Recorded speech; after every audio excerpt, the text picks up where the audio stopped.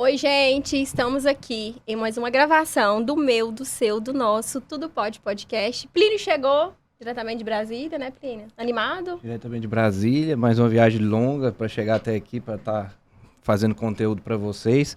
Me apresentar aqui de novo, né? Tô aqui representando o Grupo Fontão, um grupo de empresas da minha família, grupo de fazendas, clínica de estética, restaurante e academias também, e agora também no meio digital também, no podcast. E a gente tem hoje um convidado muito especial aqui com a gente mais uma vez. Com certeza, vamos ter vários assuntos para falar, porque realmente é uma pessoa muito especial. Recentemente estava aí na Terra e Paixão, nosso Tadeu. Obrigada, viu, Cláudio, por ter aceito o nosso convite. É uma honra e um prazer. Gente, eu acho que eu tô nervosa de estar de frente ao Cláudio. Imagina, eu que agradeço o convite de vocês, um prazer estar aqui. Obrigada. Ó, eu sempre começo, Cláudio, antes de a gente bater o papo, eu gosto de dar um presente para meus convidados, tá? Muito do meu coração mesmo, é um carinho que eu tenho pra vocês, que eu pego a fotinha do meu convidado e faço uma caricatura. E a sua ficou muito bonitinha, eu queria, né, ter feito uma surpresa antes, mas tava bem aqui na frente dele e tá tudo bem. Não vai escapar da nossa caricatura. Essa caricatura, eu fui atrás de fotos, atrás de fotos. Virar aqui? Pode abrir. Pode abrir. Abre aqui. Se você quiser tomar água nela, seu café, pode ficar à vontade. Se achar que for feio, pode reclamar. Pode reclamar comigo. Eu que procurei sua fotinha, eu até queria de óculos, falei, não. Aí eu pedi pra fazer com essa, mas ficou muito bonitinho. Muito bom. Um menininho, né? Um menininho. E eu peguei a que você legal. tava com a... Falei, coloca até a mesma cor mesmo da camiseta que ele tá. E o cabelinho tava bem partido aqui. Na época da Terra e Paixão, Foi, tá em provavelmente, paixão. É. Com o cabelinho bem partidinho assim. Legal, obrigado pelo carinho. E aqui obrigado. também de uma parceira nossa, que é um biscoito, que é uma receita alemã. Eu dou pra todo mundo aqui que vem no podcast, com seu nomezinho. E tem recheio de Nutella. É um biscoito assim, né? Que eu falo dele, mas porque eu sou muito fã, porque é muito bom. Se você não quiser abrir o seu, tem aqui na mesa, pode experimentar. Tá bom, obrigado. Se quiser obrigado. comer, pode ficar à vontade. Quiser um café, pode pedir. E é muito bom mesmo, que é de canela, né? É muito bom mesmo, experimentar assim. daqui É a uma receita pouquinho. alemã, muito bom, muito bom, muito bom. Então, você é carioca, né? Como foi fazer o teatro aqui? Então, eu sou carioca, né? Nasci no Rio, nasci em 69, então eu tô já com 54. E tenho já cerca de 30 e poucos anos já de teatro profissional, né? De carreira, né? Teatro, cinema, televisão. E eu comecei a fazer teatro aos 18, né? No Sesc da Tijuca. Eu sou da Tijuca, né? Sou tijucano, criado lá. E aí eu frequentava o Sesc, que era muito próximo ali de casa. E aí eu fazia colônia de férias ali, jogava futebol, frequentava as festas juninas, né? E aí tinha um grupo também de teatro lá, do José Maria Rodrigues, que fazia tradicionalmente a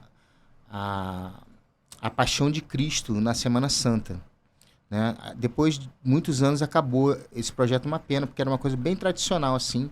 A gente escutava, assim, até das casas, assim, próximas do Sesc, porque era uma coisa microfonada, né? E era um espetáculo itinerante, assim, que ia subindo. Não sei se vocês Andando conhecem. pelas ruas, né? Não, por dentro do Sesc. Porque esse Sesc, especificamente da Tijuca, ele é construído num relevo, assim. Então tem umas escadarias e as construções, a biblioteca, o teatro, aí lá em cima tem o Pátio das Tamarineiras, enfim, tem vários recantos. Se você não pega o elevador, você vai pela escada. E aí cada cena se passava ali. Que legal. No alto do teatro aparecia um profeta. Ai, que bom. E o público circulava entre os atores, a gente entre o público. Era muito interessante. Foi a minha primeiríssima experiência de teatro lá. Depois, entre uma via sacra e outra, que eu fiz 3 vias sacras até chegar a Jesus. Eu fiz primeiro um personagem pequeno, depois eu fiz um dos Jesuses, que ele dividiu em vários. Era Jesus mulher, Jesus negro, Jesus jovem, Jesus, né, enfim, estudante. Foi uma vez que ele desmembrou o Jesus em várias pessoas da sociedade, né? Aí eu fiz desses Jesus, né? E no 3º ano, aí eu fui escalado para fazer o Jesus, né? O personagem principal lá. E foi muito interessante essa escalada, assim, para eu para eu ir entendendo assim aos poucos, né? E também no meio do ano a gente fez no meio do ano, entre uma Via Sacra e outra, também houve um espetáculo sobre o poema do Castro Alves, Navio Negreiro, que eu também fazia o poeta, que seria o Castro Alves. Então ali foram as minhas primeiras experiências de teatro. No meio disso aí eu já embarquei na Escola de Teatro Martins Pena também, né? Que foi onde eu comecei a estudar. E aí sim, aí estudei profissionalmente, me formei em 91. E a partir dali comecei a fazer um monte de trabalho, já, até na televisão já. A televisão foi uma coisa que aconteceu muito rápida, assim. O primeiro teste que eu fiz na Globo, eu estava ainda na escola de teatro. Nossa. Então foi uma coisa que aconteceu meio paralelamente. Eu faço teatro até hoje, mas também a televisão, desde essa época, também está presente na minha vida. E o cinema veio um pouquinho depois, em 96, eu fiz o meu primeiro filme chamado Anaída Las Missiones. Aí também, a partir daí, fiz vários filmes no cinema e tal, né? E depois, só concluindo a minha formação, em 2015 é que eu fiz o curso superior de bacharelado. Eu vi lá eu ia te falar sobre isso. Na Cal.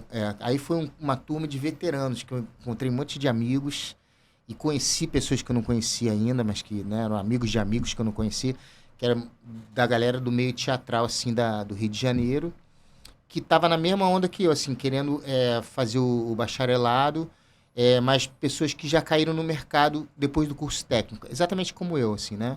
Então, a Cal, junto com o Ministério da Educação, abriu esse precedente lá de você, com o curso técnico, poder concluir a faculdade, né? Em 1 ano e meio. E eu estava fazendo peça, novela, e eu falei, vou fazer faculdade também.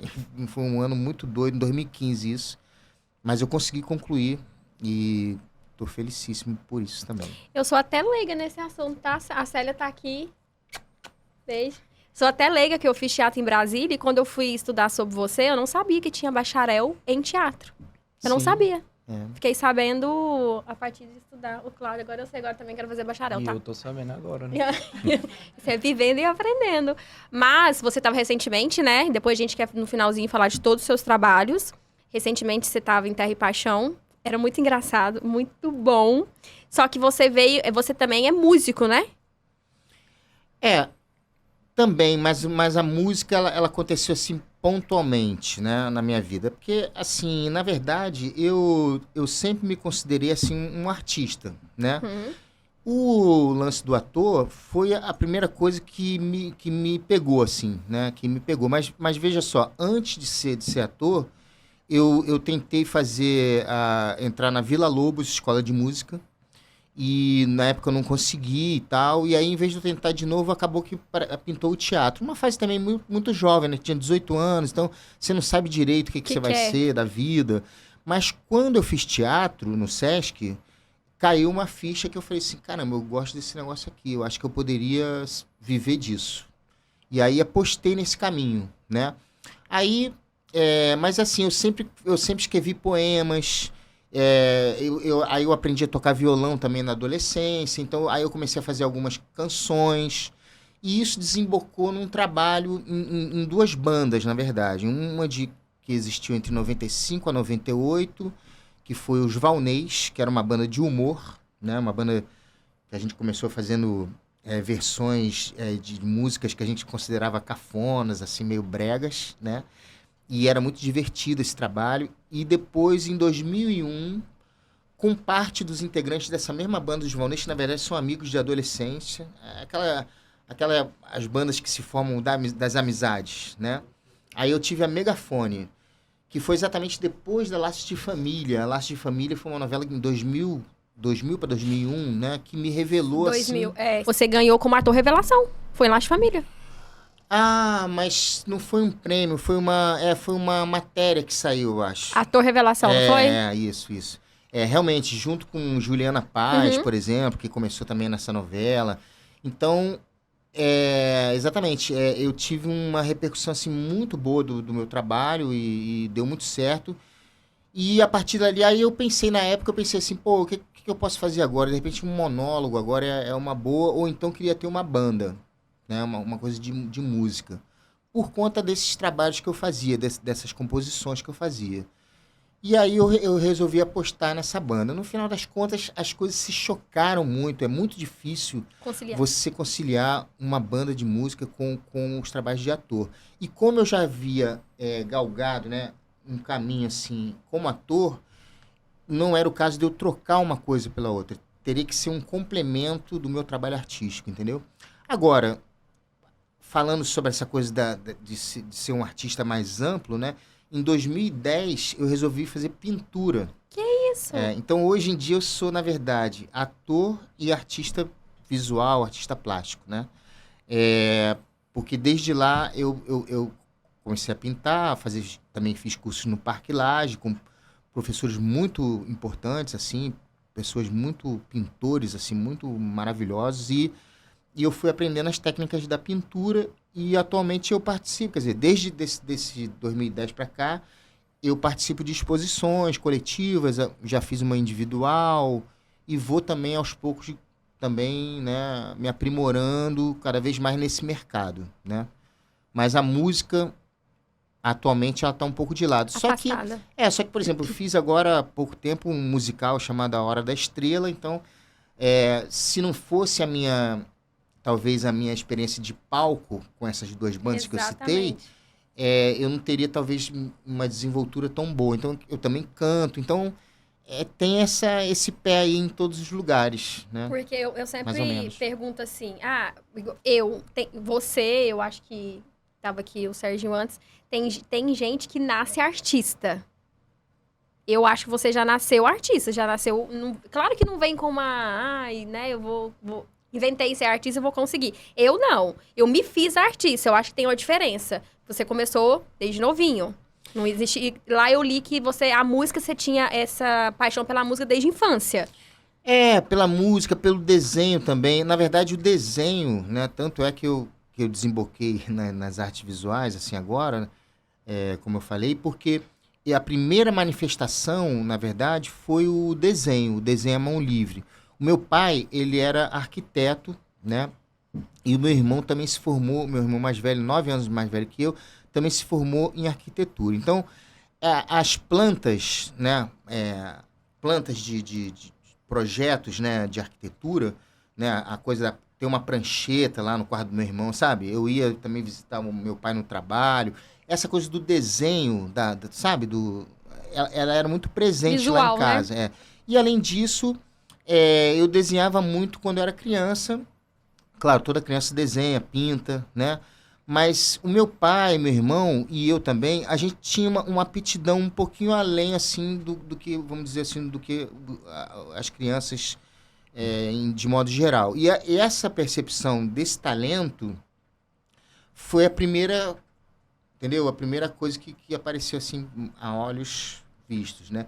E antes de fazer teatro também, eu também fiz um curso de ilustração, quer dizer, as coisas vão se encaixando, se misturando, até que a coisa te leva para um lugar. E o que me levou, vamos dizer assim, que o mercado que me absorveu foi o mercado de ator, e aí eu fui me desenvolvendo nele e ele sempre foi o carro-chefe, né?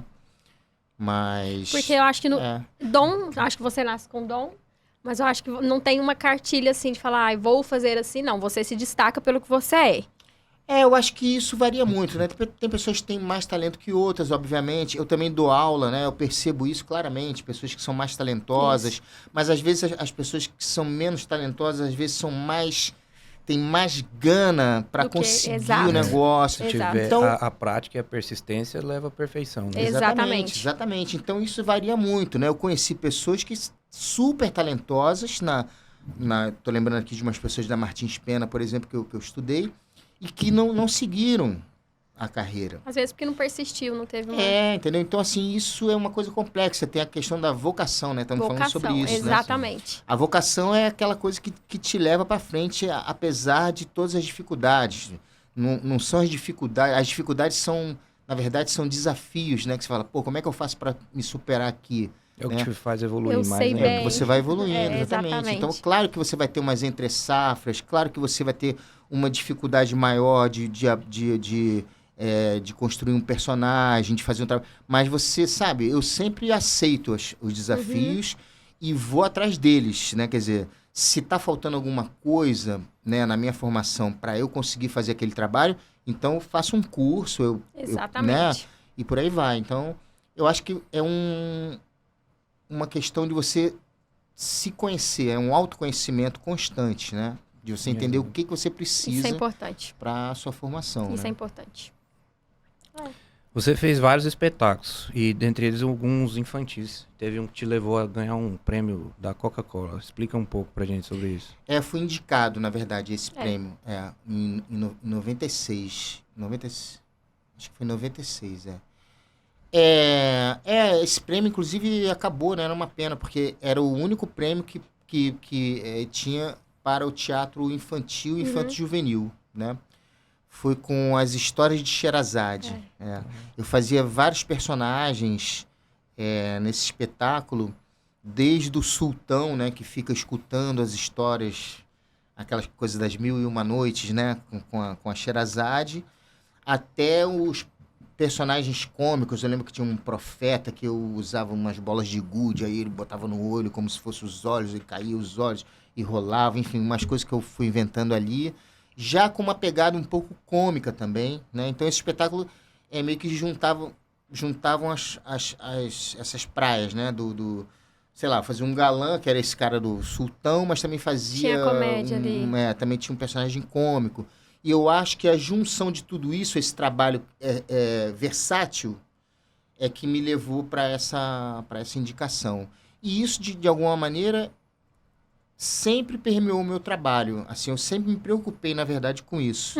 De poder transitar também em todas essas praias, né? Porque eu sempre fiquei preocupado com a questão do mercado de trabalho. Então, assim, eu tenho que estar inserido no mercado de trabalho. Então, se me chamam para um drama, eu tenho que saber fazer. Se me chamam para uma comédia, né, também. Sempre inovando. Eu me lembro que eu, certa vez, assim, na escola ainda, eu senti falta exatamente da comédia. E aí tinha um amigo meu fazendo uma peça que era um besterol, era uma coisa totalmente, assim, uma galhofa. E eu me convidei. Às vezes eu me convido para fazer uns trabalhos. Se sair alguém... Deu certo, dá certo. Esse trabalho deu certo. Um outro trabalho de comédia também, que era a Companhia do Público, que eu também me divertia muito, já um pouco mais para frente, na época da Laços de Família. Era um trio cômico. Também eu fui fazer um curso do Teatro de Anônimo, que era um grupo que trabalhava na Fundição Progresso, Márcio Libar, que até hoje dá aula de palhaço. Eu fiz um curso com eles para eu poder entender melhor essa linguagem do palhaço, para poder me apresentar em rodas, na rua, em qualquer lugar. Aí, com esse trabalho da Companhia do Público, eu perdi o pudor de qualquer coisa, porque quando você se apresenta no Largo da Carioca, por exemplo, agora não tem mais, muitas coisas acabaram, é uma pena, mas tinham muitos artistas de rua se apresentando no Largo da Carioca, e aquilo ali fazia parte da cultura do Rio de Janeiro e tal. Então a gente chegou a se apresentar lá, mas também em muitas outras praças do Brasil inteiro. Era um trabalho que poderia ser apresentado numa quadra de futebol, num teatro, num circo, na praça pública.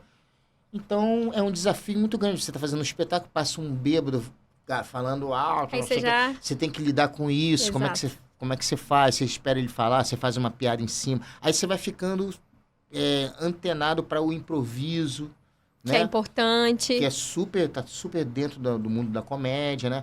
Então, é isso. A minha formação foi se dando mais até na prática do que com os cursos, né? Foi se reinventando, na verdade. Exatamente. Eu vou por exemplo, na Terra e Paixão, teve um momento que claro, eles também sabendo que eu tenho essa noção de comédia, né, que eu sei fazer, mas eles mudaram a chave, né, assim, no início era um personagem amigo do personagem Mudou do depois Tony Ramos, que era um vilão, né, e eu comecei fazendo numa pegada, não estava nem pensando em comédia, né. Mas aí, de repente, eles falaram, olha, esse núcleo aqui vai ser cômico, essa coisa da cooperativa. Principalmente ali com o Enzo, né? Que é o meu querido amigo, ficamos amigos nessa novela, o Rafael Gualandi, que é um queridão, assim. E a gente deu muito certo ali. Muito bom. E aí, depois, houve também nuances de drama, novamente, quando ele é sequestrado, né? E aí você não tem nem como fazer muita comédia numa situação dessas. Mas, então, essa novela também adorei, porque ela Muito também boa. transitou por esses lugares aí. Então, Te desafiou também, né? exatamente. Aí quando me falaram, ó, vamos fazer comédia, eu tomei um susto, assim, mas ao mesmo tempo eu falei, não, eu tenho recursos para fazer, então beleza. Aí eu comecei a usar esses recursos para, então, imprimir essa coisa mais cômica mesmo. Né? E quando você falou aí um pouquinho da dificuldade, eu vi que você... É porque, assim, pra artista, na pandemia, foi o primeiro a parar e o último a voltar. E eu vi que você colocou que pra você foi um desafio que você teve que se reinventar nesse meio. E o que você fez durante que você se reinventou aí na pandemia? Pois Foi é, difícil? então, foi muito difícil para toda a classe artística, né? O que aconteceu comigo foi o seguinte, eu estava fazendo a Hora da Estrela, que eu citei aqui, eu estava em cartaz no CCBB, a gente ensaiou 3 meses para fazer esse espetáculo, a gente estava na segunda semana, iniciando a segunda semana de temporada, pandemia. Paramos o espetáculo, me lembro, numa sexta-feira, assim, eu me lembro que eu fui pro camarim, chorei, eu me senti como, talvez, né, eu pensei nisso na hora, quando as peças eram proibidas na nossa época aqui, infeliz, da nossa ditadura, né? As peças eram proibidas e você tinha que parar o espetáculo. Eu não vivia a ditadura como adulto, mas eu sei das histórias, né? E ali foi um momento que eu fui interrompido, assim, no meu fazer artístico, de uma hora para outra, e isso foi um baque muito grande. Aí a primeira coisa que a gente começou a fazer para se reinventar ali, para a gente poder se dar as mãos ali num momento difícil e continuar com o próprio espetáculo, quer dizer, sem estar em cena, mas foi exatamente lives no Instagram. Então me lembro Foi alta, né? Aí começou um monte de live e tal. Aí a gente começou a fazer umas lives que cada um do elenco, da direção, o diretor musical, os músicos, cada um pegou um mote, assim, vamos dizer, uma questão e foi falar. Eu levantei a questão, eu fui a âncora de uma live, né, que falava exatamente sobre a nossa linguagem ali desse espetáculo, que era o romance em cena, né? Romance em cena é quando você transporta a literatura para o palco de uma maneira quase como se estivesse lendo um livro. Então, ao mesmo tempo que eu estou narrando, eu estou ao mesmo tempo fazendo o personagem. E aí, daqui a pouco, eu entro num diálogo, né? Como se eu estivesse aqui. Então, eu parei aqui em frente a uma mesa, olhei para os dois e falei. E aí, não sei o que, aí a gente entra no diálogo. Então, eu faço tudo isso, narro e faço diálogo. Então, isso é o romance em cena, né? Que é diferente quando você tem uma parte, que você olha para o público, depois você volta para a cena. É mais misturado ainda que isso, né? Tudo junto.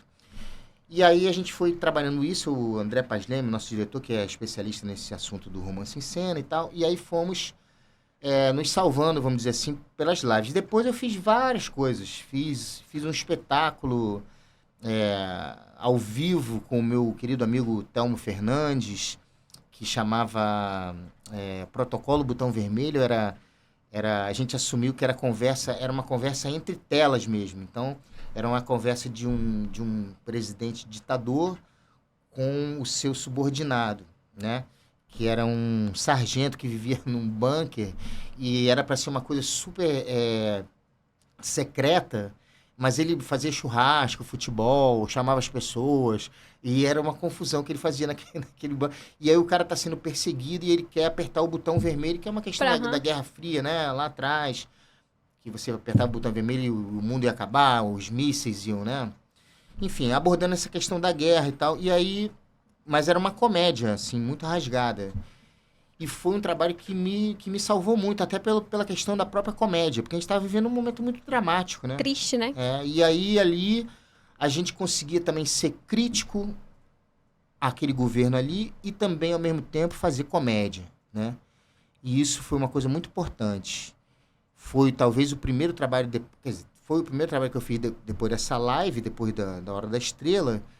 E foi muito marcante para mim, porque depois também do espetáculo a gente fazia debate com as pessoas que estavam ali no Zoom, né? Era pelo Zoom.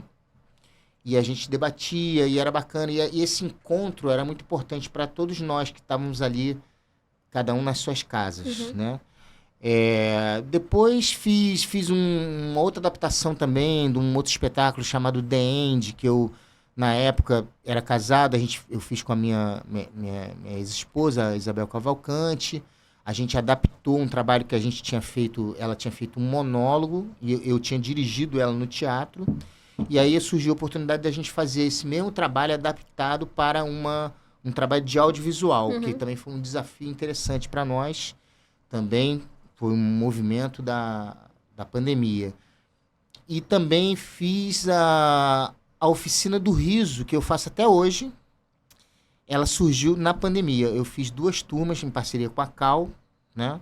Eu fiz 2 turmas online e consegui, inacreditavelmente, fazer uma aula prática, assim, porque eu não queria dar uma aula teórica chata. Eu queria, claro, também inserir teoria, mas também eu queria que os alunos fizessem cenas, né? Praticar. Então era muito divertido, porque a gente estava no Zoom, né? Aí a gente saía, aí eu pedi, por exemplo, se vocês estivessem na aula, eu ia pedir para vocês, fica só a Milene e o Plínio, e os outros saem, né? Desliga as telas, né? Tá. Aí ficava só vocês dois. Então a gente assistia um trabalho de dupla ou um trabalho de trio. E aí tinha a Elcira, que ela foi apelidada lá por mim da embaixatriz da comédia. Elcira? Elcira é o nome dela, Elcira. Que virou Dona Ervilha na brincadeira lá, porque é muito engraçada essa oficina. A gente vai se divertindo muito, dando apelidos às vezes e tal. E eu falava que ela era embaixatriz do riso, porque ela fazia tudo errado. Ela tinha que sair, ela ficava. Quando tinha que ficar, ela saía. Ela saía. E isso é isso é a grande parada da comédia. Seria difícil acontecer comigo, não. É isso que causa o riso, né? É quando você sai da lógica da coisa, né? Então, ela fazia tudo errado. E é porque ela não sabia mexer direito lá nas ferramentas. E aí, a gente se divertia muito. Eu falava, olha, isso aqui é comédia, né?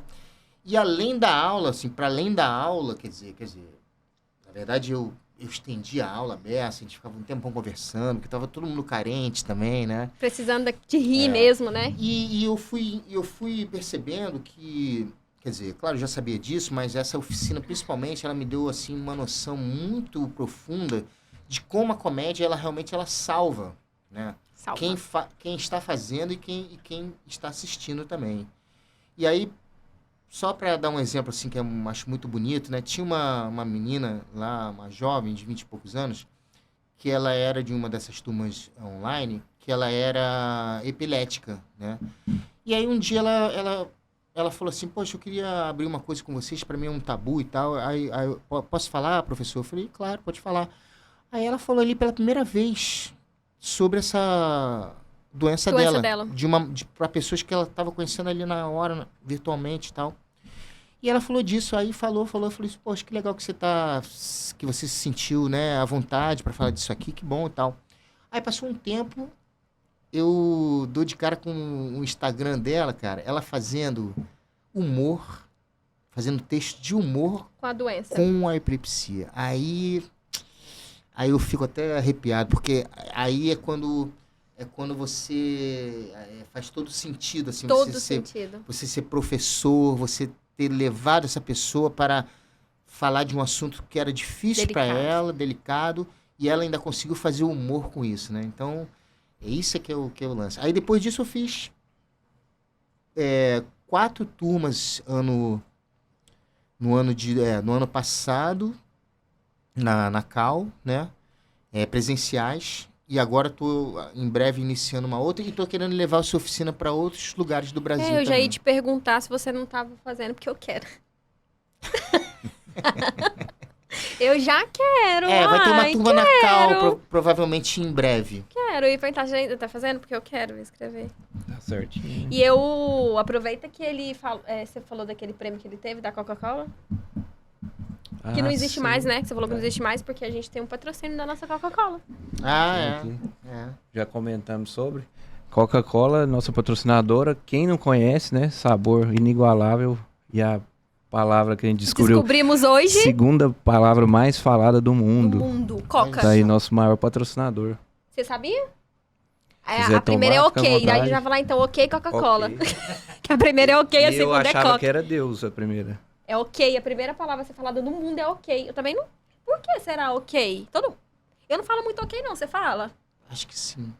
Só no, Eu não falo só no muito ok, WhatsApp, não. ok. Eu tenho uma raiva da eu fico me sentindo assim, que a pessoa tá me evitando quando fala só ok, sabe? Porque eu gosto de falar assim, tá bom, ok. Fala, nossa, Eu não Seca, gosto de dar o né? joinha frio. assim, ó. Nossa, tão Se alguém me frio. dá o joinha assim, que eu fico puto. Fica com raiva. Eu já fiz trabalhos nas fábricas da Coca-Cola, quando eu fazia teatro empresa. Já fez Também. muita coisa também, né, Muita coisa, Cláudio? muita coisa. Que isso? Cara, Já fiz de tudo mesmo. nossa. Quase tudo. E eu vi uma frase sua que eu até escrevi, que você falou assim, que eu acho muito importante vocês, né, que já têm essa bagagem, e é sempre um aprendizado. Aí você escreveu assim, ó, que o personagem, ele pode crescer ou desaparecer. Uhum. Então, assim, eu acho que você pode dar uma dica de como continuar pra, né, crescer e não desaparecer. E eu quero essa dica. Por que você acha isso? É porque, assim, a novela, principalmente, né? Isso aí é uma coisa muito específica da novela, né? Não é nem da televisão em geral, é da novela mesmo, que é uma obra aberta, né? Diferente de uma série, né? A gente assiste hoje em dia muitas séries, né? Nas Eu fiz uma plataformas. O que você fez? Eu fiz uma série. Qual Tô foi? muito feliz. Os Outros. Os Outros? Aham. Pô, essa série é muito boa. Foi uma participação, graças a Celinha. Eu sou a esposa do Lubianchi. Eu morro, mas eu morro na Globoplay, né? No Tá bom. Na segunda temporada? Segunda temporada. Ah, eu não vi ainda, eu vi a primeira. Aí até ela me contou, a produtora de elenco chamou várias meninas, porque eu acho assim, tudo é um começo. Todo começo é difícil. Eu acho que recomeçar é até mais difícil que começar. Então, ela falou que chamou várias meninas, atrizes, né? E ninguém aceitou porque ia morrer. Quando ela me chamou, eu falei, claro que eu aceito. Ih, Ué, já eu vou morri morrer? Já morri muitas vezes. Vou morrer, gente, mas eu tô morrendo na Globoplay. Vou, aceito. Aí fui, né? Gente, quando eu vi o caixão, Cláudio, ai, ai. Isso eu nunca fiz. Deitei naquele caixão, assim, aí eu não podia, né, mexer assim, piscando, eu não podia respirar. Então é difícil, tá? Eu fui uma grande artista. Aliás, caixão não, mas eu já fiquei Fiz caixão. morto na série Ilha de Ferro, que um Foi personagem difícil. morre. Eu fui no caixão. Naquelas macas, sabe? Aquelas macas que o cara fecha. Te leva. Ai, e o meu tinha aquelas flores aqui, até aqui. Aí o Nossa. Lubianchi, assim, né, que é o personagem, chorando em cima, né, de mim e tal. Aí ela foi me deu parabéns, falou, nossa, você aceitou? Eu falei, gente, claro que eu aceito, né? É uma oportunidade, lógico, vou estar na segunda temporada de uma grande série, porque é uma série ótima, assisti já a primeira. Ótimo. E, então, assim, é o que você fala, é a gente, né, ter essa continuidade e não perder a oportunidade. Porque eu acho que a gente não tem que perder a oportunidade. Mas foi, Claro. assim, difícil. Quando eu vi aquele caixão que eu tive que subir lá no banquinho e entrar. Nossa, é difícil, Difícil. né? Claro que depois, né, quando você vai ficando mais experiente, você vai também... Aí nem te chamam mais pra isso, né? Ou se te chamam, você fala, pô, já fiz isso, vou esperar uma oportunidade melhor e tal, né? Por aí vai.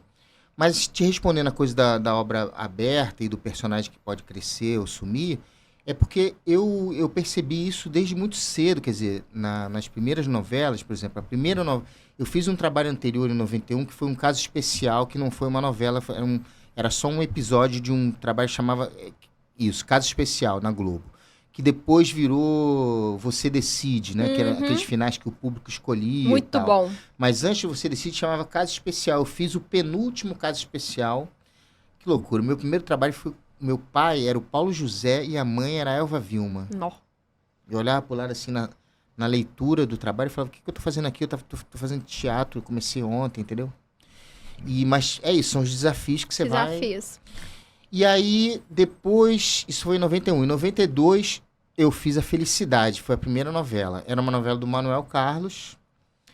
O meu personagem era um personagem muito pequeno, um mecânico de automóveis. Só que teve um dia lá que o Manuel Carlos escreveu... Então, assim, esses personagens pequenos, que são, a gente chama de periféricos, né? São secundários, como é que é. terciários. Eles não têm casa, não têm família. Eles só aparecem individualmente. Ali, Sei. né? E aí... Sei bem como é que é. Parecer assim, ó. Eu tava indo com a Célia esses dias, Cláudio. Tá, eu lá, a Célia. Eu tava lá na minha cidade, fui passar o Natal. A Célia, e eu ia voltar, tipo, depois do ano novo. Ó, você passou no teste, renascer. Tem que estar aqui amanhã, 8 horas da manhã, eu lá em Goiânia. Aí eu falei, tá. Peguei um BlaBlaCar e vim embora. Aí eu tava lá na Globo, tal hora. Aí eu tinha meu camarim, meu roupana, né? Eu lá, personagem renascer. Falei pra todo mundo, mas a gente fez uma cena de personagem. Eu fui como atriz mesmo, contrato com a Globo e tudo mais. Falei pro Plínio, pro meu pai, pro povo lá da cidade, interior. Todo mundo me esperando passar em renascer, porque era a hora que a Jacuti ia embora, né? A hora que a Célia me mandou no outro dia. Oi, menina, eu tava sem óculos. Nem vi. Eu nem te vi. Nem Será vi. que eu fui a hora que eu fiz xixi? Eu falei, não, eu só passei assim, ó. Um relance e um segundo. Mas é onde eu falo. É o meu começo. Pra mim tá ótimo. Eu passei como um relance, mas eu comecei. Mas eu pensei que eu ia passar muito assim. Eu falava, gente, eu vou aparecer muito nessa cena, tá? Mas eu achei que eu ia aparecer muito. E as outras que nem apareceu? Era 3, só eu que apareci no relance, mas eu apareci. Aí eu fico pensando assim, gente, como que pode, assim, vivenciar isso? Mas a gente tá lá dentro da Globo. Dá uma participação. Você vai entendendo o mecanismo todo, né? Como é Já é diferente de ser um figurante. Já foi diferente de ser uma figuração. Aí eu tô aqui, ó, que é tanto figurante atrás de mim, sério, que fica embaçado e eu lá. Só que eu tava embaçada igual assim, um figurante. Cara, muito bom. E eu com meu roupão, carrinho, camarim. Mas também tava lá igual. Mas é especial. É especial. Tava lá e é o meu começo e tá tudo bem. É isso. É um relance, mas é um relance muito especial, né, Célia? É um tijolinho de cada vez. É um tijolinho de cada vez. Eu acho que é a escada pra gente continuar. Com certeza. Então é isso que eu quis saber sobre isso. Como não desaparecer, né? Então, é você investindo no personagem. Quer dizer, eu, nessa novela, teve um dia que o Manuel Carlos escreveu uma cena que ele falava sobre a própria vida dele, né? Ele desabafava lá umas coisas com outro personagem. E aquilo pra mim foi uma novidade. Falei, ih, caramba, olha só, o cara escreveu pra mim. Aí, nessa novela, o personagem não cresceu, né? Ele teve só essa cena. Mas essa cena foi interessante. Aí eu comecei a observar na própria novela que o Manuel Carlos, principalmente, o Valcir é outro que faz isso também, muito. Muito bom. Mas de modo geral isso acontece nas novelas. Uns autores mais, outros menos, mas é uma coisa geral de novela. Eles apostam em muitos personagens ali, né? Só que tem coisas que vão acontecendo e o público vai gostando ou não. Então, assim, a novela é uma obra aberta por isso, porque ela vai lidando, ela não tem um final que já está escrito. Vai acontecer. E nem um meio. Para vocês terem uma ideia, Terra e Paixão, a sinopse toda que chegou para nós de todos os personagens e tudo que acontecia na história, no capítulo 50 já tinha acabado a sinopse. E a novela teve 220 capítulos. Que isso? No capítulo 50, a gente falou, caramba, já acabou a novela, quer dizer, acabou a sinopse. A partir dali, era uma outra coisa. História. Você vê a repercussão que teve, por exemplo, os meninos, a Mauri Lorenzo e o Diego Martins, com aquela dupla que eles fizeram ali, né? Eram personagens Romance muito lá, né? pequenos que eles apostaram ali numa questão ali deles, né? Um romance ali homoafetivo e tal, e a coisa deslanchou e o Brasil abraçou e a coisa foi pro espaço, assim, num bom sentido, né? Então, é isso que acontece. Às vezes tem personagens que já são muito bons no início, por exemplo, um casal romântico. Mas o casal romântico, ele não teve uma química legal. E aí o público começa a falar, pô, mas esse casal tá meio frio, não sei o quê. Porque a Globo, acho que até hoje faz, né, reuniões com grupos, né, de discussão, de pesquisa. Como é que tá a novela pra você? Ah, eu acho isso, eu acho aquilo. Eu gosto mais daquele núcleo. Ah, fulano não tá muito bem com aquele par, não. E por aí vai. E hoje em dia, inclusive, o Twitter, né, é uma ferramenta que discute a novela em tempo real. Então, muitas das coisas que vão acontecendo ali no Twitter, por exemplo, eu conheci a Thelma Guedes, que assumiu a novela junto com o Valcir depois de um tempo, né? O Valcir teve uns problemas de saúde e tal, ela assumiu. E aí eu conheci a Thelma, não conhecia, conheci ela depois lá nos bastidores. Aí um dia ela falou comigo isso, ela falou assim, esse dia que eu conheci ela falou assim, pô, eu comecei a ver no Twitter que estavam comentando sobre você e o Enzo, também numa questão meio também homossexual, que a gente foi plantando um pouco por nós, um pouco pelos autores, um pouco pela direção. Eu achava meio esquisito aquilo no início, não pelo fato de ser um personagem poder ser homossexual, não por isso, mas eu achava que não cabia muito bem. Só que aí, pelo humor, eu fui um pouco pelo humor também, e aquilo foi acontecendo. Aí no final a gente quase que se beijou no final, né, também. Só que Eles não apostaram nisso porque já tinha essa coisa com o Amaury e o Diego também. Mas ela disse que ela foi apostando nisso muito em função do que o público estava comentando no Twitter. Então você tem que estar aberto para você poder transitar para lá ou para cá com essa flexibilidade, né? E apostar no personagem, investir nele. Outro exemplo que deu certo, o Severino, que eu voltando a Laços de Família. Muito bom. O Severino, eu estava exatamente na companhia do público, que eu citei, que a gente estava se alimentando 24 horas de humor. E aí, esse personagem, ele era um personagem muito pequeno também. Um peão lá do Aras, né? Que poderia ser qualquer coisa. Eu poderia fazer ele tímido, poderia fazer ele elétrico, sei lá, eu podia fazer ele triste. Eu vou fazer ele cômico, eu vou aproveitar tudo que tiver na minha frente. Perfeito. Então, se eu ia fazer isso, eu caía. Né? É uma gag de palhaço, tropeçar nas coisas. Eu ficava estudando o cenário, o que tinha para eu esbarrar. Se fosse aqui, eu tivesse que ir daqui até a porta, eu já derrubaria essa câmera, entende? E aí eu fiquei o tempo todo ligado em todas as possibilidades que eu tinha, tanto no texto, na relação com o outro personagem, né? E nessa questão do espaço, do cenário, o que eu poderia tirar de humor dali. Fui apostando nisso, é sempre uma aposta. Apostei nisso, o público foi gostando, o Manuel Carlos foi gostando, os diretores foram gostando, e aí a coisa foi dando esse match, e aí você fica seguro também, fala, pô, então beleza, eu tô num caminho bom aqui, né? Então é isso. Agora, tem personagens, novelas, que às vezes você não tem muito para onde ir também, que ele tá ali numa função tão específica que não dá para você fazer humor, não dá para você botar um caco, né? Agora, é isso, é um investimento. Te respondendo agora, concluindo, é um investimento. Tem que estar ligado, tem que aproveitar aquela oportunidade, pegar com unhas e dentes, que é a oportunidade. É uma cena que você vai morrer, que você vai passar no fundo. Aproveita essa cena, mesmo que você não vai aparecer, né, muito, mas é isso que a gente falou ainda há pouco, você tá conhecendo o mecanismo todo, de como é que funciona, você vai ficando mais tranquilo em relação às câmeras, né? Porque quando eu fui fazer os primeiros trabalhos, eu ficava super nervoso. Terminava a cena, eu ficava olhando para vários lugares, aí o diretor falava, o que você tá procurando o quê, Cláudio? Tá procurando o quê aí? Porque até você entender que eu tenho que terminar a cena e ficar um pouco. Porque vai rolar uma música, vai cortar para mim, vai cortar para você, e aí você tem que sustentar aquela emoção ali um tempo, mas no início eu não sabia o que fazer, vim do teatro, né? O teatro você faz tudo grande, televisão você tem que trazer tudo pro olhar, né? O audiovisual, o cinema também, é tudo, o personagem ele fala muito através do olhar, e o teatro não, o teatro é através do corpo, da expansão dos gestos. Expressão, né?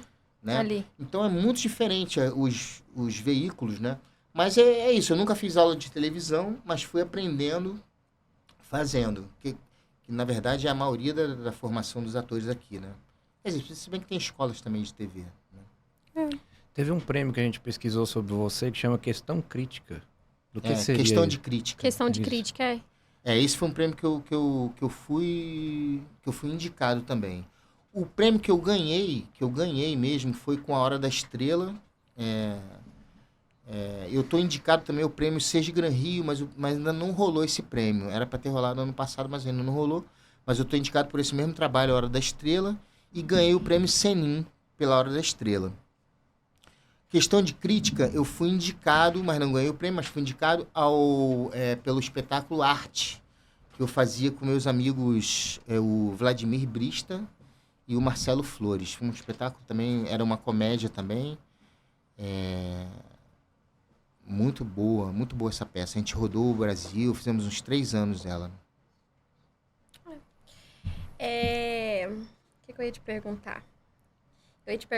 Eu vou voltar porque eu sou curiosa, eu quero saber se você hoje, no seu auge, assim, de carreira, você acabou de sair de uma novela, vou voltar lá na música, você hoje investiria nisso, numa banda, vamos supor assim? Ou você acha que não cabe? Tudo cabe. A gente, inclusive, pensou a Megafone, né? Essa eu galera. li sobre essa Megafone aí, eu quero entender. A gente pensou há um tempinho atrás, a gente pensou em voltar com ela. Voltar assim, voltar a fazer um show, uns shows, assim, né? a talvez gravar uma música e lançar no Spotify. Não é uma coisa que é impossível, não. O que é difícil mesmo, a vontade, a gente tem. O que é difícil é conseguir reunir, é mais difícil agora ainda, com a galera que está mais adulta, cada um com as suas famílias, com seus outros projetos, filhos e não sei o quê. É mais complicado ainda de conseguir reunir essa galera. A gente tem essa dificuldade, entendeu? Porque você voltar com um trabalho de música, voltar que eu digo assim, claro, a gente iria tocar músicas que a gente tocou lá atrás, mas também ia querer compor, porque a gente não vai querer ficar parado também no tempo, a gente vai querer compor. Coisas novas, né? Vai querer dar uma roupagem diferente numa música antiga, mas com uma roupagem nova, né? E aí a gente andou falando sobre isso, fizemos um grupo de WhatsApp para ficar vendo essas possibilidades. E tá uma coisa meio em processo, mas eu tenho tantos outros projetos também nas artes visuais que eu preciso também meter a cara para a coisa ficar cada vez mais profissional, sabe? Que é uma dificuldade, assim. Outro dia eu tava vendo a Marjorie, né? Marjorie, aliás, eu não conheço a Marjorie, mas eu sou muito fã dela, assim, acho uma atriz, Marjorie este ano, né? Uma atriz fez muito fantástica. Sucesso em Malhação, né, também, não foi? O sucesso dela? Malhação, não muito, me lembro muito. Que isso, mas muito ela bom. é fantástica. Agora fez essa série Fim, que é nossa, trabalho fabuloso. Aliás, todos os atores aí estão muito bem. Mas a Marjorie, lembrei dela agora, porque ela teve também uma banda um tempo. E outro dia no Serginho Grosman, ela foi lá e eu ouvi ela falando. Aí perguntaram isso, e a música e tal? Ela falou assim, não rola mais porque não consegui conciliar e tal. É mais ou menos o meu discurso hoje, assim. É muito difícil conciliar. A vida de músico é uma vida muito noturna, né? Não que a do ator não seja, mas do músico é mais ainda. É show, é viagem pra caramba. É muito legal também, né? Mas, assim, ser as duas coisas, tem uma dificuldade, sabe, nisso. Porque, assim, é isso. São horas de estúdio que você tem que ir para ensaiar a música. Não tem outra saída. Né? Toma muito tempo, né? E se não for dedicação, se não for dedicação... Mas, assim, eu nunca tô fechado também. Nunca mais vou fazer. Não, acho que é possível, sabe? Tudo é possível, assim, né? Eu só não posso... me perder no sentido assim, né? Como eu disse no início, não tem como trocar uma coisa pela outra. Tem que sempre ser uma coisa meio complementar. Né? Eu não posso negar uma novela, uma temporada de teatro, sei lá, porque eu tô fazendo show, né? Exato. Quando eu tinha banda, era uma loucura. Teve uma época que eu fazia um espetáculo infantil, um adulto, e tava na banda fazendo show. Então tinha sábados, às vezes, que juntava tudo isso. Fazia o infantil, o adulto e tinha show depois. Foi uma das coisas que eu falei pra banda. Eu falei, cara, não tô aguentando, daqui a pouco minha voz vai embora. Eu preciso de voz pra cantar, pra falar no teatro. Como é que você se prepara pra fazer 3 espetáculos no mesmo dia, entendeu? É uma loucura. Então você começa a entender o que são as prioridades também pra você e tal, e por aí vai. E tem uma frase, né, que fala, quando você quer fazer tudo, você não faz nada. Tem isso, né? Então, eu sei que você fez muito trabalho, que eu... Até olhei assim, um por um, né? Muita novela, muito teatro, muito... Você fez cinema também, né?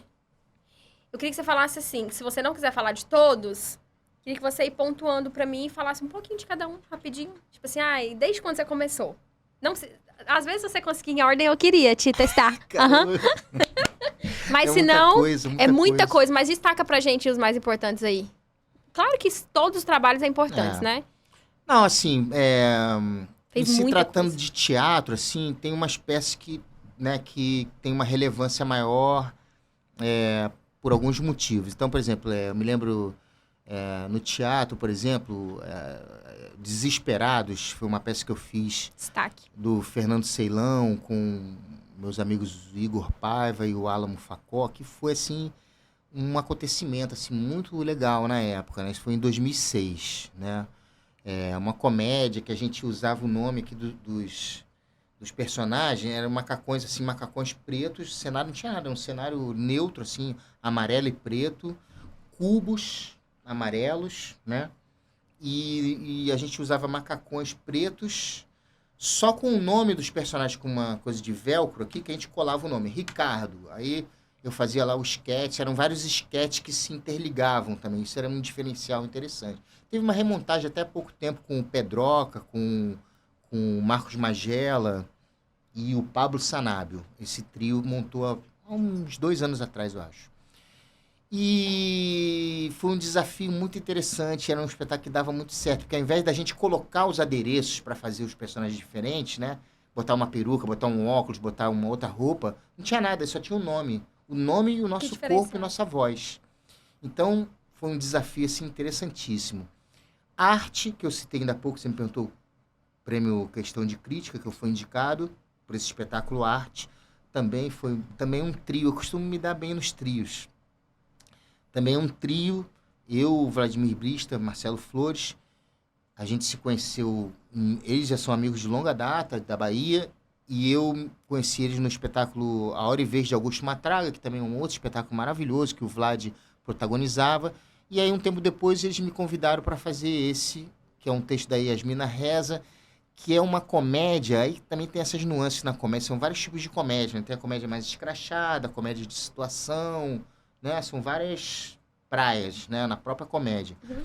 E essa é, inclusive, a própria Yasmina Reza, que ela é uma argelina que mora em Paris há muitos anos.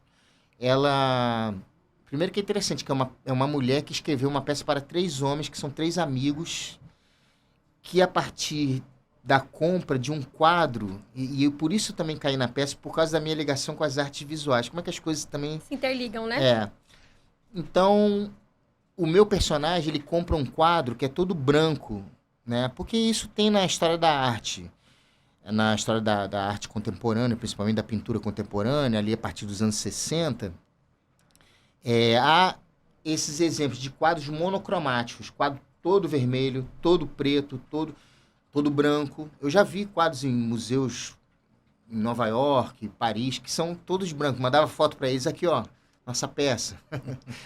E que é isso, que é uma pesquisa do cara ali. E aí os brancos têm nuances. É um branco que é mais amarelado, um branco mais avermelhado, né?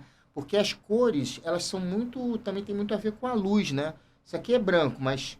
Essa caixa aqui é branca, mas se você... Eu tô olhando para cá, ela tem uma luz aqui, rebatendo uma luz lilás aqui. Essa parte aqui de lado, ela é mais cinza do que entendeu? Então, varia de acordo com a luz que está incidindo sobre a cor, né? E tinha essa discussão na peça. Então, o meu personagem comprou um quadro branco, todo branco, de R$200 mil.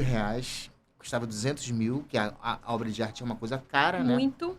Aí, a primeira cena era o personagem do Marcelo, que era um personagem mais conservador, careta. E ele falava assim, quanto?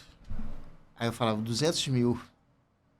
Aí ele olhava pra minha cara, olhava pro quadro e falava, você pagou 200 mil por essa merda? Merda. Aí, isso pra mim, pro personagem, virava um insulto. Como assim? Eu tô comprando um quadro que pra mim é super valioso, sabe? Ter na minha casa, tinha uma coisa também dele ostentar esse quadro, sabe? Que foi 200 mil. E o outro personagem, numa frase, joga no chão, né, o quadro. E aí, a partir disso, eles começam a ter uma rusga ali na amizade, né? Um ruído ali na amizade. E aí o Vlad fazia o terceiro personagem, que era o cara do meio, o cara que não tem opinião. E aí, o que você acha? E o cara não... Não, eu acho isso. Pô, mas você não disse outro dia pra mim aquilo?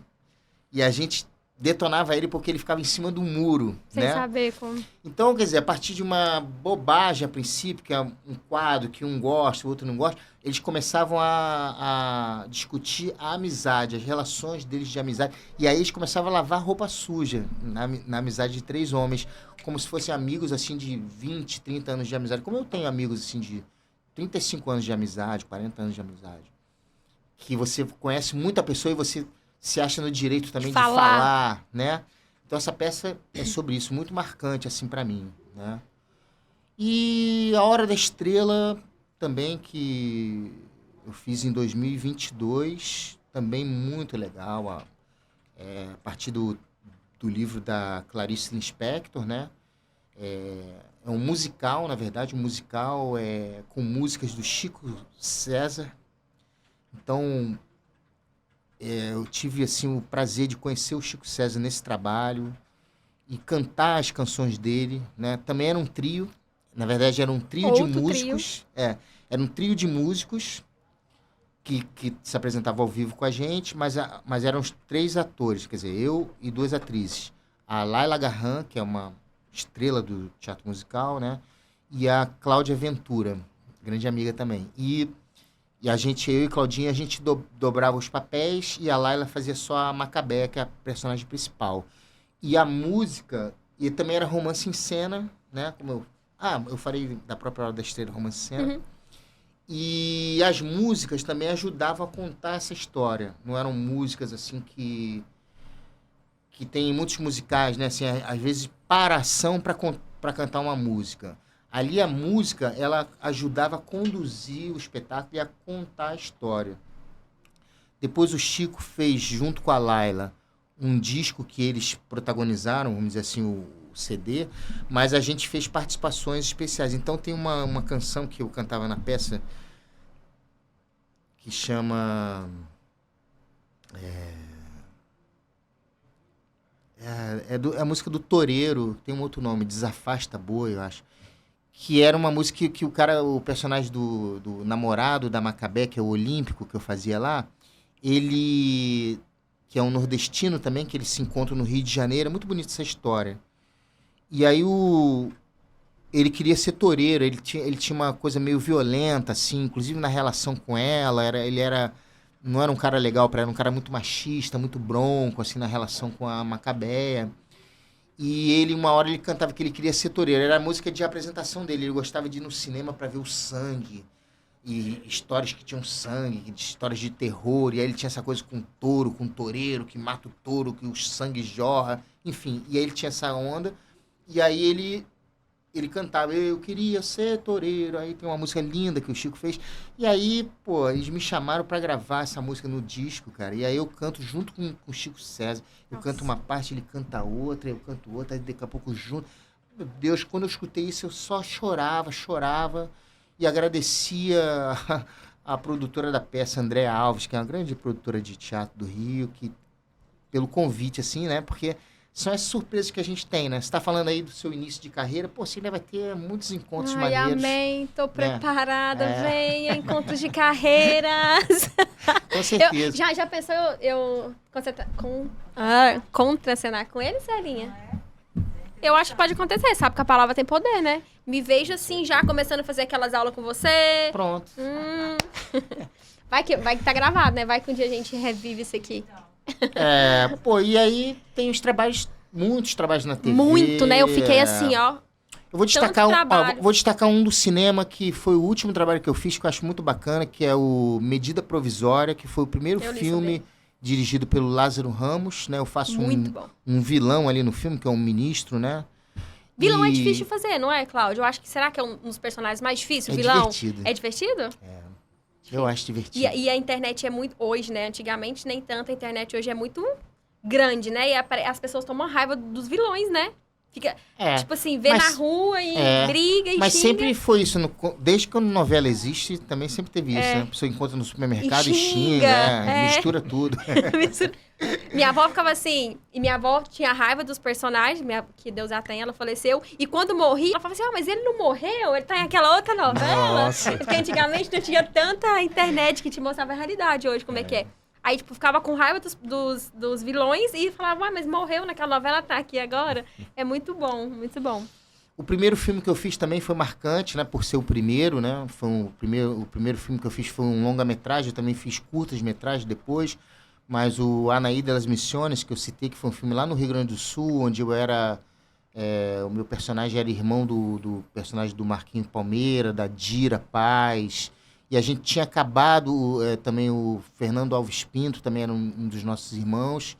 E o Matheus Nastergalli fazia uma participação que eu tinha até um encontro com ele, assim, de muita... eu ficava muito, assim, apaixonado, assim, porque eu queria ser um soldado farroupilha. E a gente encontra esse soldado morto, à beira da morte, e cuida dele, e ele volta à vida e tal, que era o personagem do Matheus. Em início de carreira também, assim, o Matheus no cinema, né? Fazendo os primeiros filmes. E foi um trabalho muito legal. Eu tinha acabado de trabalhar com a Dira, com o Marquinho Palmeira e tal, no Irmãos Coragem. Nossa, muito Um boa. remake, né, dos Irmãos Coragem, que foi em 95. Muito bom. E eles estavam comigo na cabeça. E aí tava faltando um ator para completar a família lá. Aí me indicaram lá, me ligaram. Aí eu abandonei tudo que eu tava Foi, fazendo aqui. lógico. Claro. E para conseguir, né, ter essa oportunidade, né? E a televisão, os destaques são esses que a gente está falando aqui, basicamente. A Laços de Família, que me revelou que eu aprendi muita coisa. Aprendi a fazer televisão ali muito, né? Não tinha feito muita coisa antes dela, né? Fiz alguns trabalhos, mas não muitos na sequência. Todo o período que eu passei na Record também foi importante, que eu fiquei 12 anos na Record. Os personagens lá também foram crescendo. Então, eu também foi como se fosse assim, um segundo movimento assim na minha história com a televisão. Eu teve esse primeiro início na Globo, que foi meio um aprendizado de tudo. Aí a Record, eu acho que sedimentou esse aprendizado. Divisor de águas ali. E agora, essa terceira fase na Globo, quando eu volto para a Globo, eu volto fazendo ali Ilha de Ferro, que a gente citou, que é um trabalho muito bacana, que é uma série, né? Da Globoplay. Depois eu fiz Amor de Mãe, fiz uma participação... Muito bom também, Amor de Mãe. Nas Filhas de Eva. E aí pintou a novela Além da Ilusão e logo depois Terra e Paixão. Então também assim, Além da Ilusão e Terra e Paixão, principalmente no sentido do personagem, que funcionou muito bem. Terra e Paixão com certeza é um destaque. É um destaque muito bom.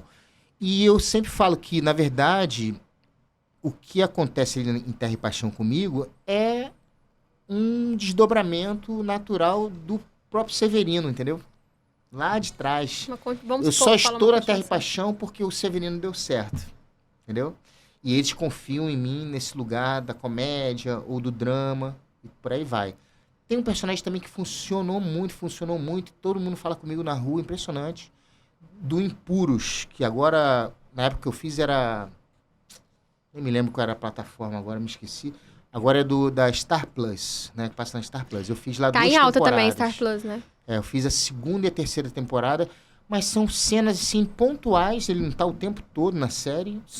Mas foi um personagem muito marcante, assim. É um vilãozão. Esse aí é um cara que é o dono do morro lá, que briga com o Evandro, que é o Rafael Logan, né?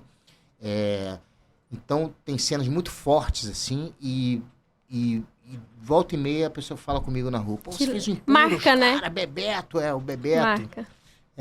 Muito bacana. Tá. A gente tá quase terminando e eu sempre gosto de perguntar pro meu artista, porque desde o início de carreira até, igual você que tava agora em destaque em uma novela, né, de uma emissora grande, o que você falaria de Cláudio para Cláudio? Aquele Cláudio lá que se destacou, começou no teatro e pro Cláudio de hoje. O Cláudio de hoje, falando para o Cláudio de lá de trás? Exatamente. De Cláudio para Cláudio. Chega mais. Chega mais. Muito bom. Continue. É isso. Não desista. O sucesso, né? A gente está acostumado com a palavra sucesso como se fosse um lugar que a gente chega, né? Chegou no sucesso, né? Mas se você for na origem da palavra, quer dizer, o que ela quer dizer é o suceder das coisas, né? Sucesso realmente, uma coisa após a outra. Não é só aquela coisa. É essa construção aí. Essa construção é isso, uma coisa atrás da outra. É você aproveitar as oportunidades, os desafios, não dizer não, né? Não desistir. Às vezes tem que dizer não, mas no início, tem que morrer na série lá, como você citou, beleza, vamos lá. Eu falei, morrer? Então tá bom, vou morrer. Aí brincaram comigo, brincaram não. É que a gente fala que antigamente a gente não dava tanto ouvido, não era bullying, não era crime. Uma pessoa mandou assim no meu Instagram, nossa, mas morreu? Não, mas você acha legal você ser uma atriz e tá na Globo e morrer? E aí eu brinquei com ela, morri, mas eu morri na Globoplay e renasci e renascer. Eu passei por uma novela, Cabocla, em 2004. Lembro. Que eu fazia um personagem também que era... Também não tinha muito para onde ir, era meio pequeno, e eu fiquei muito agoniado com isso. E isso foi depois da Laços de Família, ou seja, no momento que eu poderia estar fazendo um personagem melhor. Mas eu topei porque eu acreditei que ele poderia crescer, essa coisa que você me perguntou, né? eu falei, não, vou investir nesse personagem, ele vai ter um desenvolvimento aqui também. Não. Tinha essa experiência da Laços de Família, era a mesma equipe. Eu falei, pô, vai dar certo. Por que não? Mas não rolou. E eu ficava agoniado com isso. E a novela, ela era boa. A novela como um todo, assim, funcionou muito bem. Mas o meu personagem, ele não foi para lugar nenhum, sabe? Ficou naquele lugar ali. Aí um dia o Rosenblitz, Alberto Rosenblitz, meu querido, se você estiver assistindo algum dia esse podcast, um tempo que eu não vejo o Rosenblitz, jogamos bola depois juntos, enfim, ficamos amigos. Alberto Rosenblitz, um músico maravilhoso, ele era o cara da música, lá, diretor musical da novela. Um dia eu tava meio desabafando com ele sobre isso, sabe? E ele tava já na Globo já um tempo mais, ele é um cara mais velho do que eu e tal.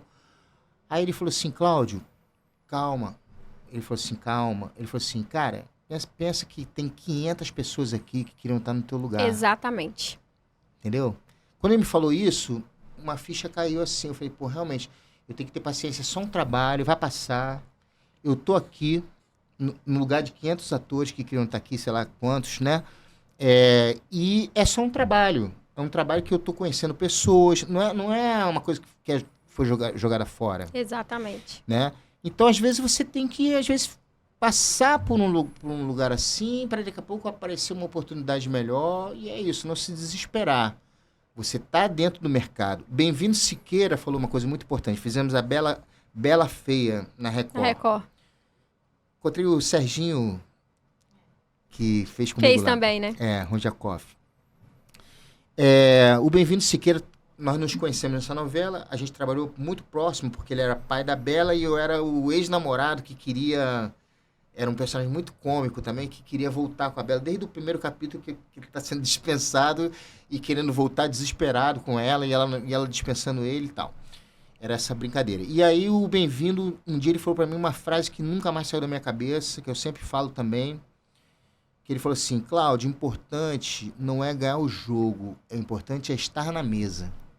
Exatamente. Com certeza. Entendeu? Ganhar o jogo é bom? Claro que é. É o sucesso que a gente fala, fiz sucesso. Mas o que é mais importante? Você fazer um sucesso retumbante e depois nunca mais acontecer nada? Ou você fazer um personagem pequeno, depois outro, não sei o quê. Aí um dia eu falo, não, Cláudio não pode mais fazer personagem pequeno. Isso. Então os convites vão melhorando, né? Claro que cada um tem a sua história, né? Não estou falando que o cara que faz um sucesso retumbante vai sumir, não. Ele pode também continuar fazendo. Vários sucessos. Depende, cada história, né? Cada um com a sua história. Mas isso é importante. Você está na mesa. Estar na mesa é o quê? É estar no mercado de trabalho. Está sendo chamado, lembrado. Né? É isso aí. Eu estou aqui com vocês hoje por quê? Porque eu tenho uma carreira que vocês viram algum destaque aí, né? De sucesso. E me convidaram. E isso aqui também alimenta quem está me vendo. Isso vai... Pô, é o Cláudio, é mesmo. Pô, eu gosto dele. Pô... Algum produtor de elenco pode lembrar de mim vendo esse podcast. Enfim. Você está no movimento, né? É isso. Muito bom. Assim, quando eu falei com a Celinha, falei, eu quero ir lá. Eu acho que a gente quer trazer aqui histórias, vivências, muita coisa que tem gente que é o seu fã por um personagem, mas não sabe do que veio por trás, a dificuldade de você estar falando de algum personagem que não fez um sucesso. Então, é isso que eu quero aqui, experiências, vivências. E para mim sempre é um aprendizado por eu estar começando agora. Então, pra mim, nossa, é uma honra. Obrigada mesmo. Quando a Célia falou, ele vai, eu dei uns pulinhos de alegria. Ai, que bom, é tão bom, né? A gente... Porque você, pra gente, é um marco, é um ícone. Pra mim, você tá aqui na minha mesa, meu Deus do céu. Muito obrigada de verdade. Amei, obrigada mesmo. Pra mim também é um prazer te conhecer. Acho que isso aqui, esse bate-papo, serviu de inspiração e motivação. Vai servir para muita gente que vai assistir também. Muita gente. Tomara que sim. Foi muito legal. A gente quer levar essa experiência para muitos lugares aí do Rio de Janeiro. Quem está começando, até mesmo para muitas pessoas não desistir. Eu tenho só 10 meses que eu tô aqui. Já pensei em desistir umas 3 vezes. Mas assim, a gente vê experiências e histórias como a sua, nos faz seguir, nos faz subir mais um degrau, com toda certeza. Quero ver aí sobre... essas aulas aí que você dá, né? Aprender mais. Tô de olho de você lá no Instagram. Obrigada, viu? Uma honra pra gente estar aqui. Valeu, de coração obrigado. Mesmo. Muito obrigada. Queria falar no meu Instagram, pode ser? Com toda certeza. Pode ficar à vontade, então, claro. arte, _ Cláudio Gabriel. esse é o meu Instagram de ator, né? E de pequenas coisas pessoais que eu não sou muito de colocar, mas de vez em quando eu coloco. Mas eu uso muito assim para o lado profissional. Eu tenho outro também que é Cláudio Gabriel _pinturas. Aí é só sim. pintura e desenho, né? Tá. Que funciona meio como um portfólio, nem alimento toda hora, não tô lá, tô mais nesse anterior. Mas, e no Arte Cláudio Gabriel, é onde eu divulgo as oficinas. Sim. Quando abre inscrição, Ótimo. faço uma collab ali com a Cal. Tô né? lá. E é isso. E quem quiser levar a minha oficina também para outras cidades do Brasil, tem vários modelos. Eu posso dar uma oficina de 5 dias seguidos. Pode ser num final de semana só, 2 aulões, assim, um sábado, um domingo. Cabe muito em Brasília, né, Pode ser uma Plínio? palestra também sobre humor, de 3 horas Muito bom. de um bate-papo, assim, mas só baseado na coisa do humor. E é isso, eu tô apostando muitas fichas, assim, nessa oficina que eu adoro, assim. Eu descobri uma... Eu dei aula muitas vezes na minha vida, mas essa oficina... Ela é muito importante, assim. Primeiro que teve essa coisa muito simbólica, forte, que surgiu na pandemia, né? E outra que eu descobri uma vocação de professor com essa oficina, que também me liga com a coisa do diretor. Eu também gosto de dirigir. Já dirigi dois espetáculos de teatro, quero dirigir mais. E dar aula também é dirigir, né? Você perceber o que eu tenho que falar para você render melhor nessa cena... Ótimo, jogo cênico ótimo. Ali e tal, por aí vai. Eu acho até importante depois a Celinha tá aqui, que é uma grande... Então, a Celinha... Ai, gente. Então, ela também cuida de mim. Então, assim, o Plínio veio de Brasília, né? Vem todo mês. Eu fiz teatro em Brasília. Acho que cabe muita gente até levar uma oficina para Brasília. A Célia, né? A gente vê sobre isso. Eu acho que muito importante. Todo mundo que vê, o Plínio é bem grande, o Instagram dele lá, mais de 300 mil pessoas. Então, assim, a gente consegue, né, Célia, até ver uma oficina. Brasília é o centro ali de teatro. Então, todo mundo seguindo aqui o Cláudio. Quem tiver interesse, estiver no Instagram do Plínio, a gente já conseguiu levar uma oficina. Eu já tô dentro, né? Já quero fazer parte. Já vou estar lá em Brasília. Eu tenho parentes lá em E Brasília. É isso aí, primas, gente. Muito bom. tios. Muito bom. Vamos ver sobre isso. Vai dar certo. Obrigada, Cláudio. Obrigado a Muito vocês. obrigada mesmo. Sucesso pro podcast. Obrigada. Já é com você aqui, já é sucesso. Obrigada, viu? Obrigado a vocês. Tchau, Valeu. tchau, pessoal. Muito obrigada. E fiquem ligadinhos aqui pros próximos episódios, porque aqui Tudo pode. tudo pode.